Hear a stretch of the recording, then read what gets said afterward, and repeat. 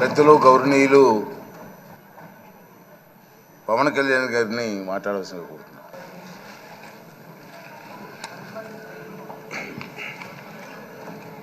పదహారవ శాసనసభకి ఏకగ్రీవంగా ఎన్నికైన సభాపతి శ్రీ చింతకాల అయ్యన్ పాత్ర గారికి హృదయపూర్వక నమస్కారాలు, మీకు శుభాకాంక్షలు.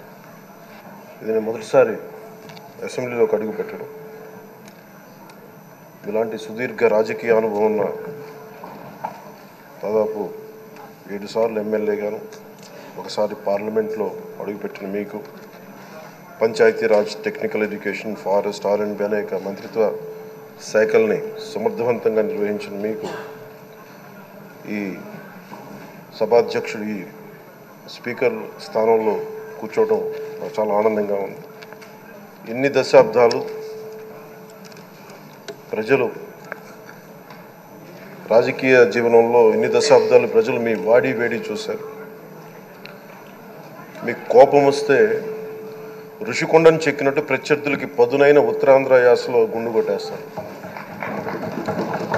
నాకు ఒకటే బాధేస్తాం సార్, ఇకపైన మీకు తిట్టే అవకాశం లేకపోవడం. కానీ ఇక మీద సభలో ఎవరు తిడుతున్నా దాన్ని ఆఫ్ చేసే బాధ్యత మీ చేతిలోనే ఉంది. మీరే మైక్ ఆఫ్ చేయాలి. అంటే మా చిన్నప్పుడు నేను చూసేవాడు, ఒకసారి అల్లరి చేసే అబ్బాయిని క్లాస్ లీడర్ చేసేవాడు చిన్నప్పుడు మా స్కూల్లో. కానీ ఇన్నాళ్ళు ప్రజలు మీ వాడి వేడి పలుకులు, మీ ఘాటైన వాగ్దాటి చూశారు. ఈ రోజు నుంచి రాష్ట్ర ప్రజలు మీ హుందాతనం చూస్తారు. డిబేట్స్ వెనకాల దాక్కుని సంస్కారహీనమైన భాషలని, భావాలని రకరకాల మాధ్యాల్లో విరజిమ్ముతూ ఉంటారు. దాని నియంత్రణ మీ ఆధ్వర్యంలో ఇక్కడి నుంచే మొదలవ్వాలి. ఇందాక సభానాయకులు గౌరవ ముఖ్యమంత్రి శ్రీ చంద్రబాబు నాయుడు గారు చెప్తారు, ఆడబిడ్డలు ఏ విధంగా నలిగిపోయారు ఈ రాష్ట్రంలో గత 5 సంవత్సరాల్లో. చిన్న లేదు, పెద్ద లేదు, ఎవరని లేదు.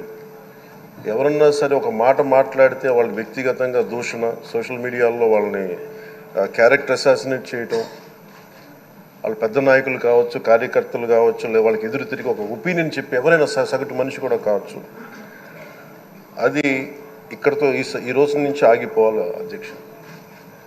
అది మీ ఆధ్వర్యంలోనే మొదలవ్వాలి.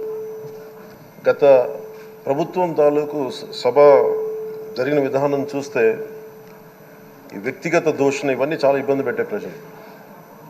ఈ రోజున వాళ్ళకి 11 సీట్లకు పరిమితం అయ్యారు, ఈరోజు లేరు, ధైర్యం లేదు వాళ్ళకి. విజయాన్ని తీసుకోగలిగారు కానీ ఓటమి కూడా ధైర్యంగా కూర్చుకునే వాళ్ళకి స్థాయి లేదు, వాళ్ళకి పారిపోయారు ఇక్కడి నుంచి. భావంలో ఉండే తీవ్రత భాషలో ఉండాల్సిన అవసరం లేదు.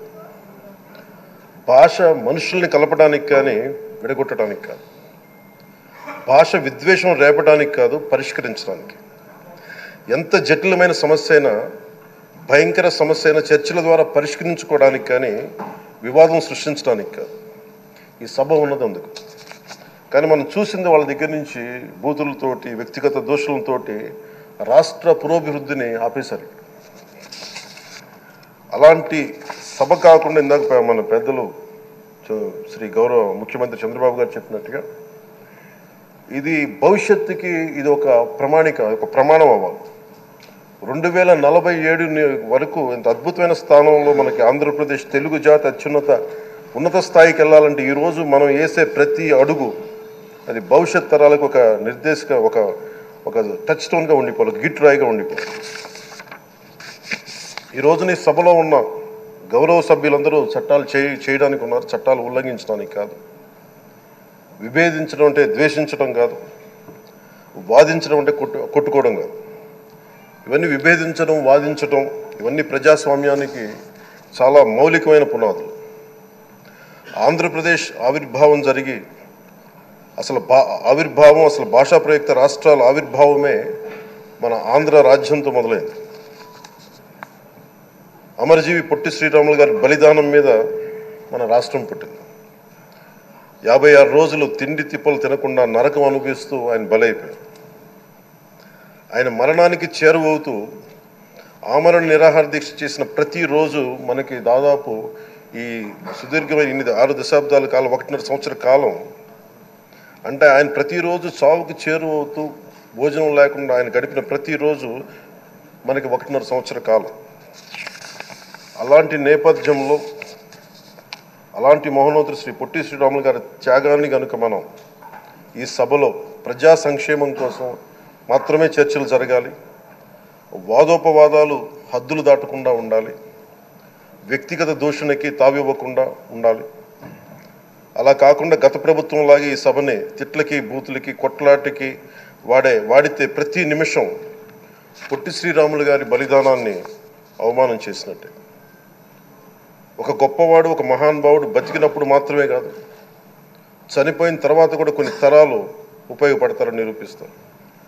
అలాంటి కోవకు చెందిన మహానుభావులు ఆంధ్ర రాష్ట్ర సృష్టికర్త, భాషా ప్రయుక్త రాష్ట్రాలకు శ్రీకారం చుట్టిన ద్రష్ట, అమరజీవి శ్రీ పొట్టి శ్రీరాములు గారి స్మృతిలో ఒక విలువలతో కూడిన ఒక సత్సాంప్రదాయాన్ని తెరలేపుతూ మీ ఆధ్వర్యంలో ఈ సభ జరగాలని, ఈ 5 ఏళ్ల ప్రజాప్రస్థానంలో ఈ విలువైన 5 ఏళ్ళు రాబోయే తరానికి గొప్ప భవిష్యత్తునిచ్చేలా, అన్నం పెట్టే రైతుకి, కౌలు చేసుకునే రైతుకి, రైతు కూలీకి అండగా ఉండేలా, మహిళలకి భద్రతతో పాటు ఉన్నత స్థాయికి ఎదిగేలా, ప్రభుత్వ ఉద్యోగులకి భద్రత కల్పించేలా, పశువు పక్షి ప్రకృతి సర్వజనులందరికీ కూడా మతాలకి ప్రాంతాలకి అతీతంగా సుభిక్షంగా అభివృద్ధి పదంలో ఆంధ్రప్రదేశ్ ఆంధ్ర రాజ్యం అద్భుతమైన ప్రగతి సాధించేలా ఈ చర్చలు సాగాలని కోరుకుంటూ, సభాపతి అయ్యన్న పాత్రుడి గారికి